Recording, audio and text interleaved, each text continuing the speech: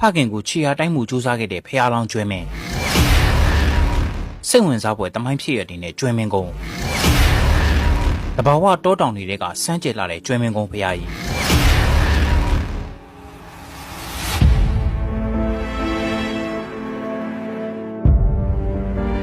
ဘယ်နေရာကိုကြည့်ကြည့်တိုက်တာအဆောင်အုံတွေနဲ့လေကောင်းလေတက်မရတဲ့ရန်ကုန်မြို့ဟာမွန်းချက်ရှုပ်ထွေးလာပါတယ်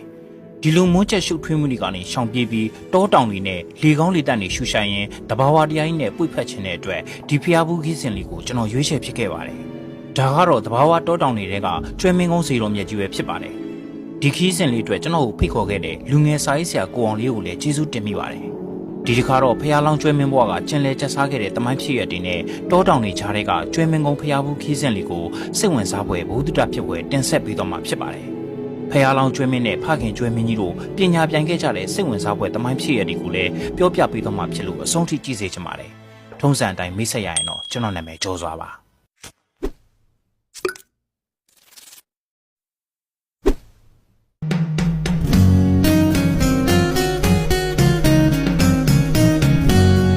ဖះလောင်းကျွဲမင်းဘွားကကျင်လဲကျက်စားခဲ့တဲ့တမိုင်းဖြစ်ရတဲ့နဲ့တောတောင်တွေကြားထဲကကျွဲမင်းကုန်းစီတော်မြတ်ကြီးကရန်ကုန်တိုင်းဒေသကြီးကော်မှုမြို့နယ်နတ်စင်ကုန်းစံပြကျွော်မှာတည်ရှိပါတယ်ဒီခီးစဉ်တွေကိုစတင်မှုအတွက်ကျွန်တော်ဟာရန်ကုန်ပန်းဆိုးရန်စိတ်ကန်းကနေဒလစိတ်ကန်းကိုတမောနဲ့ကူးခဲ့ပါတယ်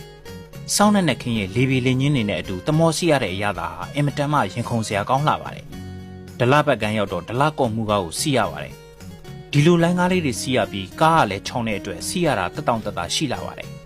ဒါပေမဲ့ဒီလိုအချိန်မှာခီးသွားရင်တော့မှတ်ပုံတွေကတော့မပါမဖြစ်ထည့်သွားကြဖို့လိုအပ်ပါတယ်။အဲ့ဒီနောက်ကျွန်တော်ဟာဇီကုန်းကြီးရွာမှာအတင်းဆောင်ကြိုနေတဲ့လူငယ်စာရေးဆရာကိုအောင်လေးနဲ့အတူသုံးမင်းဆိုင်ငယ်ကလေးနဲ့နတ်စင်ကုန်းစံပြကြီးရွာလေးကိုရောက်ရှိလာခဲ့ပါတယ်။နတ်စင်ကုန်းစံပြကြီးရွာဆိုင်းဘုတ်ကနေမိနစ်အနည်းငယ်လောက်မောင်းလာခဲ့တာနဲ့ကျွဲမင်းကုန်းဖျားကြီးမုတ်ဦးကိုအခုလိုမြင်တွေ့ရမှာဖြစ်ပါတယ်။ကျွဲမင်းကုန်းဖျားကြီးရဲ့နယ်နိမိတ်ကကျေပြန့်လွန်းတဲ့အတွက်သုံးမင်းဆိုင်ငယ်နဲ့ဆက်သွားမှာအဆင်ပြေပါတယ်။ဖျားကြီးနယ်နိမိတ်ထဲရောက်တာနဲ့တောတောင်ရဲ့တဘာဝအငွေ့တက်တွေကိုစတင်ခန်းစားရပါတယ်လမ်းလေးအဆုံးမှာတော့ကျွဲမင်းကုန်းမျောတော်တောင်ဇီတော်ကြီးကိုပထမဆုံးဖူးမြော်ရပါတယ်။အဲ့ဒီတောင်ပေါ်ကနေဖះလောင်းကျွဲမင်းကဖခင်ကျွဲမင်းကြီးကိုလှမ်းမြော်ကြည့်ခဲ့တယ်လို့ဆိုပါတယ်။ဒီဇီတော်မှာဖះလောင်းကျွဲမင်းရုပ်တုကြီးကိုအခုလိုမြင်တွေ့ရပါတယ်။ဒါကတော့ဖះတိုင်ကဥလှဲ့နဲ့ဒေါ်မဲတို့ရဲ့အမှတ်တရရုပ်တုတွေဖြစ်ပါတယ်။အဲ့ဒီနောက်ကျွန်တော်ဟာကျွဲမင်းကုန်းဖះသွားရလမ်းကမင်္ဂလာရေကန်ကြီးမှာငါးစာကျွေးခဲ့ပါတယ်။ဒီကန်ကြီးထဲမှာအေယာမနှစ်ချို့ငါးကြီးတွေရှိကြပါတယ်။ဒါကတော့ထီးဖြူမိုးထားတဲ့ဖះလောင်းကျွဲမင်းရုပ်တုကြီးဖြစ်ပါတယ်။အဲ့ဒီနောက်ဆက်လျှောက်လာတော့ကိုနဝင်းစီတို့တောရလန်းကကိုနဝင်းကျိုးတရားလေးကိုလည်းဖျက်လျှောက်ခဲ့ရပါတယ်သူကဒီကဘာချောင်းပေါ့ကန်မဲကန်ဟိုဘေးရလောက်တယ်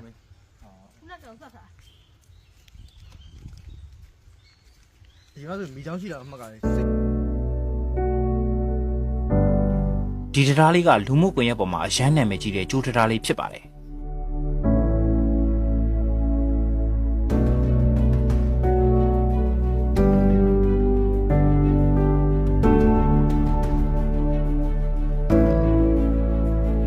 ဒါကတော့အင်မတန်ဆူတောင်းပြည့်တယ်ဆိုတဲ့ကိုနဝင်းစီတော်ဖြစ်ပါတယ်ဒီစီဒီမှာလည်းဖះလောင်းကျွဲမင်းရုပ်ကြီးကိုအခုလိုမြင်တွေ့ရပါတယ်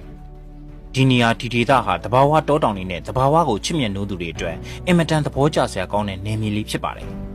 နောက်ဆုံးမှာတော့ကျွန်တော်ဟာကျွဲမင်းကုန်းစီတော်မြတ်ကြီးကိုရောက်ရှိလာခဲ့ပါပြီ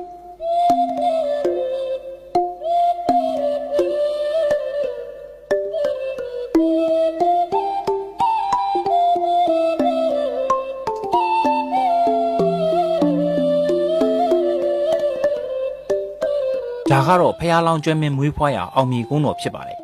ဒီကုန်းတော်မှာလည်းမိခင်ကျွဲမကြီးနဲ့တားတော်ကျွဲမင်းရုပ်တုကိုလက်ရမြောက်စွာမြင်တွေ့ရပါတယ်ကျွဲမင်းကုန်းစီတော်မြတ်ကြီးဟာစိတ်ဝင်စားဖွယ်ရာတမိုင်းဖြစ်ရတဲ့နဲ့နှစ်ပေါင်းထောင်ချီကလေးကတည်ရှိခဲ့ပါတယ်ဂျာကာလာတွေမှာခြုံနယ်ပိတ်ပေါင်းတွေဖုံးအုပ်ပြီးဇီဒီတော်ကြီးလည်းပျောက်ဆုံးခဲ့ရဘူးပါတယ်နောင်လာနောင်သားတို့အစဉ်အဆက်ထိမ့်သိမ်းဆောက်ရှောက်ခဲ့ကြတဲ့အတွက်ကျွန်တော်တို့အနေနဲ့အခုလိုတက်ပယ်စွာဖူးတွေ့ရတာဖြစ်ပါတယ်ဒါကတော့တားဝက်ကုန်းဖြစ်ပါတယ်မိခင်ကျွဲမကြီးကတားတော်ကျွဲလေးကိုဖခင်ကျွဲမင်းမမြင်တွေ့အောင်ဖွက်ထားခဲ့တဲ့တောင်ကုန်းလေးဖြစ်ပါတယ်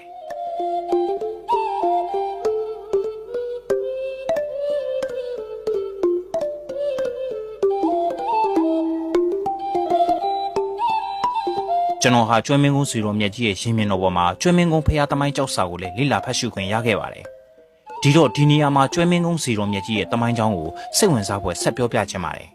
ရှေးခါတုန်းကဒီဒေသမှာမြတ်စွာဘုရားရှင်ဟာအလောင်းတော်ကျွဲမင်းဘဝနဲ့နေထိုင်ကျဆားခဲ့ဘူးပါတယ်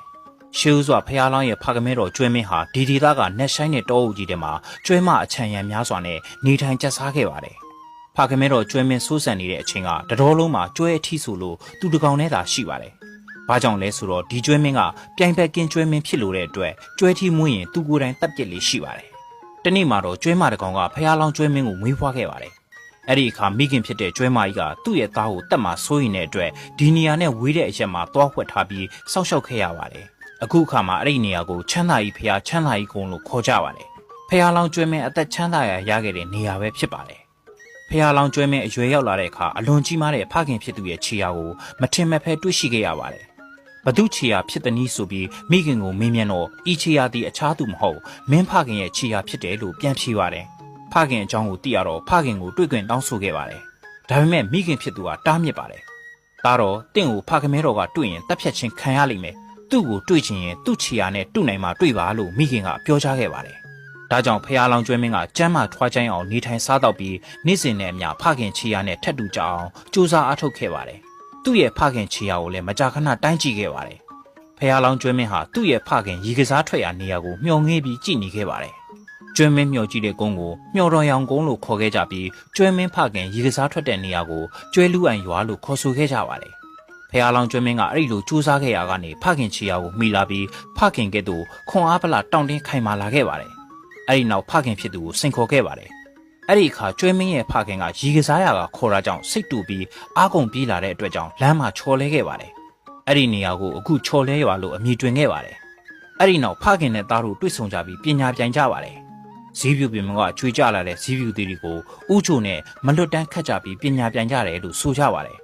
အဲ့ဒီလိုရှင်ပြန်ရမှာဖះလောင်းကျွဲမင်းကတလုံးမှမလွတ်အောင်ခတ်နိုင်ခဲ့ပြီးဖခင်ကျွဲမင်းကတော့တလုံးလွဲချော်သွားခဲ့ပါတယ်ရခင်တုန်းကကျွဲမင်းကုန်းစီကုန်းတော်ဘော်ကဇီးပြူပင်ကအတီးအလုံးဟာဂျိုးရပါတယ်လို့ဆိုကြပါတယ်အခုတော့အဲ့ဒီဇီးပြူပင်ကလည်းနာဂစ်မုန်တိုင်းကြောင့်မရှိတော့ဘူးလို့သိရပါတယ်အဲ့ဒီလိုရှင်ပြန်ရနောက်ဆုံးမှာကျွဲမင်းရဲ့ဖခင်ကမနိုင်တော့တဲ့အတွက်စိတ်တူဒေါသထွက်ပြီးဖះလောင်းကျွဲမင်းကိုဥချိုနဲ့ပြေးတိုက်ပါတယ်ဖះလောင်းကျွဲမင်းကရှောင်လိုက်တဲ့အတွက်အရှိန်လုံးကရှားငုံနဲ့တိုက်မိပြီးအဲ့ဒီနေရာမှာပဲပွဲချင်းပြီးတည်ဆုံးခဲ့ရပါတယ်ဖခင်တည်တဲ့နေရာကိုအထိမ့်မဲ့ပြုပြီးဇေဒီတဆူတီထားကိုးကွယ်ခဲ့ပါတယ်အဲ့ဒီဇေဒီကိုအခုခါကျွဲမင်းကုန်းဇေဒီကြီးလို့အမည်တွင်ခဲ့ပါတယ်ဒါကတော့ကျွဲမင်းကုန်းဇေတော်မြတ်ကြီးရဲ့တမိုင်းကြောင်းကိုလက်လှမ်းမိသမျှလေ့လာရှာဖွေပြီးပြောပြပေးခဲ့တာဖြစ်ပါတယ်ရန်ကုန်တိုင်းဒေသကြီးကော်မုန်းမြို့နယ်နက်စင်ကုန်းစံပြကြီးရွာကတော်ရဲတောင်ထဲမှာတည်ရှိတဲ့ကျွဲမင်းကုန်းဇေတော်မြတ်ကြီးကိုတွားရောက်ဖူးမြော်ခဲ့ရတဲ့ခရီးစဉ်လေးဟာကျွန်တော်ဘဝမှာအမှတ်တရဖြစ်စေခဲ့တဲ့ခရီးစဉ်လေးတစ်ခုပဲဖြစ်ပါတယ်